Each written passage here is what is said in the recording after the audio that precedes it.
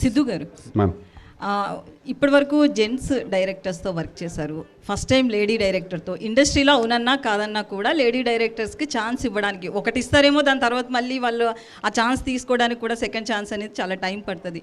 So lady డైరెక్టర్తో work చేయడం ఎట్లా అనిపించింది? ఇంకోటి, మీరు స్క్రిప్ట్ పరంగా కూడా చాలా ఇన్వాల్వ్ అవుతారు, డైలాగ్స్ విషయంలో కావచ్చు అలా.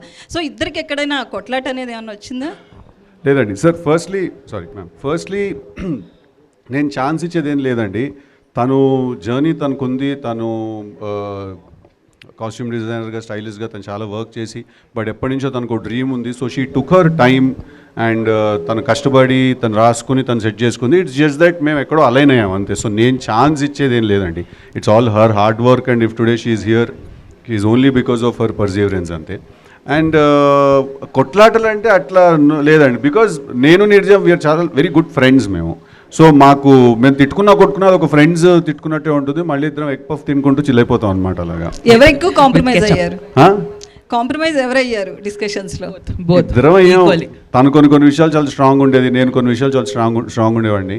సో మేమిద్దరం ఏం నేర్చుకున్నాం అంటే, లొకేషన్లో ఎప్పుడైనా ఇది ఇలా తీయకూడదా అంటే ఎడిట్కి వెళ్ళాక చూసుకుందాం అని. సో కావాల్సిందైతే తీసేసుకుని వెళ్ళిపోయాము. అదేం లేదు సార్, బట్ ఓవరాల్గా తన ఫ్రెండ్ కాబట్టి నేను తన హ్యాండ్ పట్టుకునే ఉన్నాను. అండ్ తనకి ఇష్టం లేకపోయినా కూడా చాలాసార్లు నేను తనకి కొన్ని నిజాలు చెప్పాను కూడా నేను. సార్, అంత నాలెడ్జ్ ఆర్ ఎక్స్పీరియన్స్ ఉన్న వాళ్ళని హెల్ప్ తీసుకోకపోతే అది సీనియర్ ఫీలింగ్ వచ్చింది నాకు. కృతి గారు హియర్.